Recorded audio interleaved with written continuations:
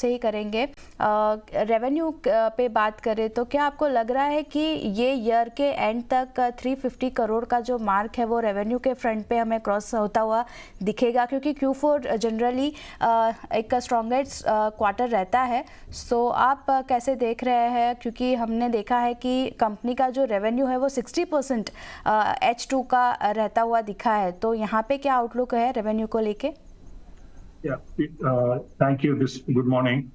हमारा first half proportion usually is between 40 to 45%. Second half is between 50 and 55%. You can, 55 to 60%. So, agar 40%, if you take first half, the revenue should be at 350 plus. If it is at 45%, it will be at 315. So, range रहता है हमारा 315 to 350 तक.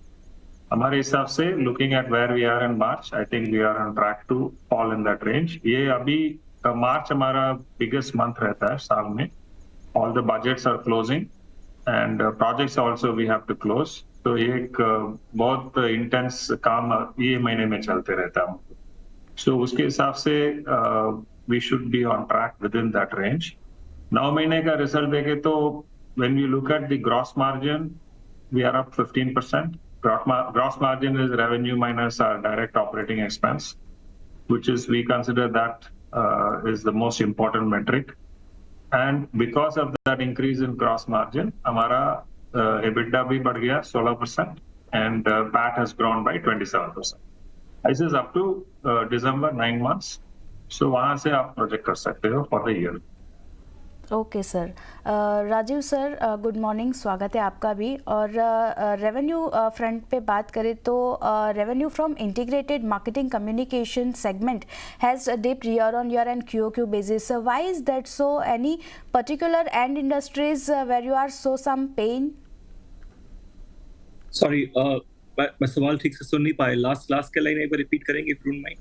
Sir, हमने देखा है जो integrated marketing communication से जो रेवेन्यू है वो थोड़ा घटा हुआ दिखा है ईयर ऑन ईयर बेसिस और QOQ बेसिस पे. सो ये क्यों होता हुआ दिखा है? पर्टिकुलर एंड इंडस्ट्रीज आप देख रहे हैं जहाँ पे थोड़ा ये थोड़ा घटाड़ा या कम होना हमें दिखा है?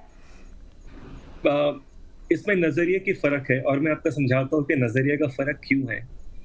जो कि इस बिजनेस में आप देख रहे हैं रेवेन्यू, और हम जिस तरह से अंदर में देखते हैं, हम देखते हैं ग्रॉस मार्जिन.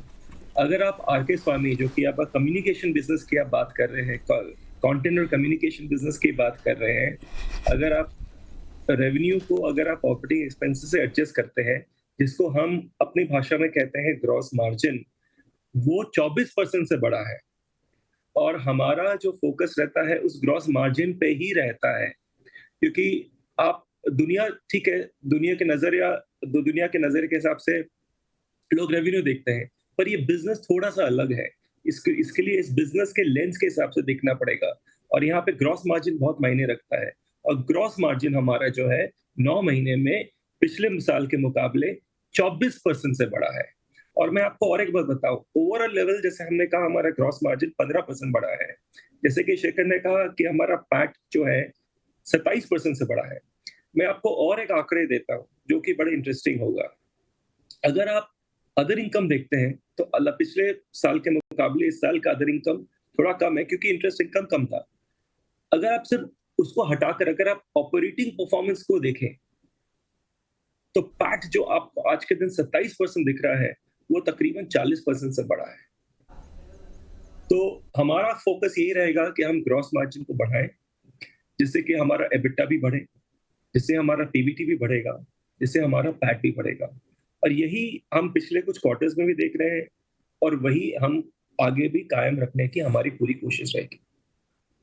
ठीक है सर. शेखर सर, आपसे जानना चाहेंगे क्लाइंट एडिशन के बारे में. Q3 या फिर 9 मंथ्स में कितना क्लाइंट एडिशन हुआ दिखा है? आउटलुक FY25 के लिए आप कैसा रख रहे हैं अभी? Client additions are fairly decent. हमेशा हमारा पाइपलाइन रहता है 10 to 15 क्लाइंट से हम नया क्लाइंट से हम बातचीत तो करते रहते हैं. Some will close, some will not close for various reasons. उसके रेट पे तो स्टैंडर्ड है वो, उतना I cannot say it is exceptional. हमारा focus always is on the existing businesses, क्योंकि हम काम करते हैं बड़े कंपनियों को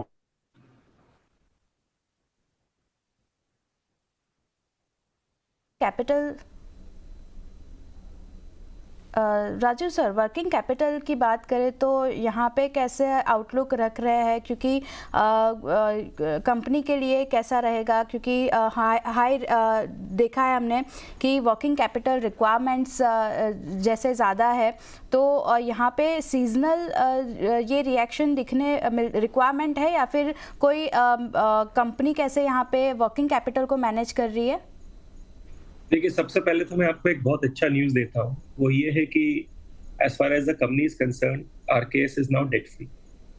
हमने हमारा जो पूरा जो डेट है वो हमने पूरा चुका दिया है। So RK Swamy is now debt free. सबसे बड़ी बात ये है। दूसरी बात ये है कि जो वर्किंग कैपिटल है, अगर आप वहाँ पर रिसीवेबल्स में देखेंगे तो भी सुधार है। करीब 80 दिन का 102 दिन से 102 दिन से 80 दिन का हो गया है। अगर आप रिसीवेबल्स जो पेबल्स देखेंगे वहां पर भी सुधार है, वो भी 118 से करीब 102 दिन हो गए हैं। तो पूरा वर्किंग कैपिटल अगर आप देखेंगे तो उसमें काफी सुधार आपको दिखने मिल रहा है। और जहां तक हमारा सवाल है, देखिए इस बिजनेस में पहले आपको कैश लगाना पड़ता है, उसके बाद आप उसके बाद इनवॉइस रेज करते हैं और उसके बाद ही पैसे आते हैं। तो एक वर्किंग कैपिटल की तो जरूरत पड़ेगी, पर हमारा मानना है कि हम जिस अभी पायदान पे है, the business will be self sustaining, self funding, और हमारा यही फोकस रहेगा कि हम ये जो डेट सर्विस जो डेट फ्री हो गए हैं, हमारा फोकस आगे भी ये रहेगा कि हम एकदम मिनिमल डेट या डेट फ्री पे ही रहें। लास्ट सवाल रहेगा राजू जी, कंपनी जैसे आईटी इंफ्रा में इन्वेस्ट कर रही है, नए स्टूडियो सेटअप कर रही है, कस्टमर एक्सपीरियंस कैसा रहा है, और फंड कहाँ से मिले हैं इसके लिए, और ये जो इन्वेस्टमेंट किया हुआ है उसका फ़ायदा कहाँ से और कब से शुरू होता दिखेगा? देखिए, हमने जब हम आईपीओ के लिए जा रहे थे तो हम अगले 3 साल की जो हमारी रिक्वायरमेंट जो थी उसको पूरी तरीके से हम अनुमान करके ही हमने आईपीओ में फ्रेश इशू रेज किया है। हमारा मानना है कि जिस स्पीड से हम अभी ग्रो कर रहे हैं, अगले 3 साल के लिए जो हमारे किस जमा रिक्वायरमेंट है, ये जो फ्रेश प्रोसीड्स जो है ये हमारे लिए मतलब काफी होना चाहिए, let's put it this way. और ये जो पैसे हैं अभी हम इसी साल से इसको इन्वेस्ट करना चालू करेंगे progressively over the next 3 years. और ऐसे कई इनिशिएटिव्स हैं जो हमारा मानना है कि 6 से 12 महीने में उसके अंजाम भी दिखने लग जाएंगे। तो towards the second half of the year and may be the first half of the following financial year आप इसका नतीजा भी देखने लगेंगे। और इसमें हम 3 चीज कर रहे हैं। पहला तो एक डिजिटल वीडियो स्टूडियो बना रहे हैं, जिससे कि हम ज्यादातर अपने क्लाइंट्स के लिए अच्छे वीडियोस बना सकते हैं। पहली चीज वो, क्योंकि ये क्षेत्र में हमने देखा कि हमारा काफी ग्रोथ हुआ है, रेवेन्यू ग्रोथ भी हुआ है और हमारे को काफी क्लाइंट से अप्रिसिएशन मिला है। दूसरा, जो हम देख रहे हैं कि जो हमारा एनालिटिक्स और रिसर्च बिजनेस है वो पिछले कुछ सालों में काफी बड़ा है, तो उसके लिए जो हमारा जो मार्केटिंग इंफ्रास्ट्रक्चर जो है वो प्राय मैक्स आउट हो रहा है। तो इसलिए दूसरा जो हम स्पेंड कर रहे हैं कि वो पैसा हम वहां लगा रहे हैं to double our marketing infrastructure there, आगे की ग्रोथ देखते हुए। तीसरा जो है, इस बिजनेस में टैलेंट की जरूरत तो जरूर है, उसके अलावा टेक्नोलॉजी की भी जरूरत बहुत ज्यादा रहती है। तो इस तीसरा जो हमारा जो टेक्नोलॉजी रिफ्रेश हो रहा है वो भी हमारे आईपीओ प्रोसीड से ही हो जाएगा, और वर्किंग कैपिटल की भी जरूरत है, वो भी हमारा आईपीओ प्रोसीड से ही हो जाएगा। तो ये चारों चीज जो मैं बोल रहा हूँ ये हमारे आईपीओ प्रोसीड से ही हो जाना चाहिए, हमें इसके लिए डेट की जरूरत नहीं पड़ेगी। Okay sir, on that note Shekhar sir, Rajiv sir, शुक्रिया हमारे साथ जुड़ने के लिए और ये सारी डिटेल्स शेयर करने के लिए, और all the best for coming quarters sir. Thank you so much. Thank you.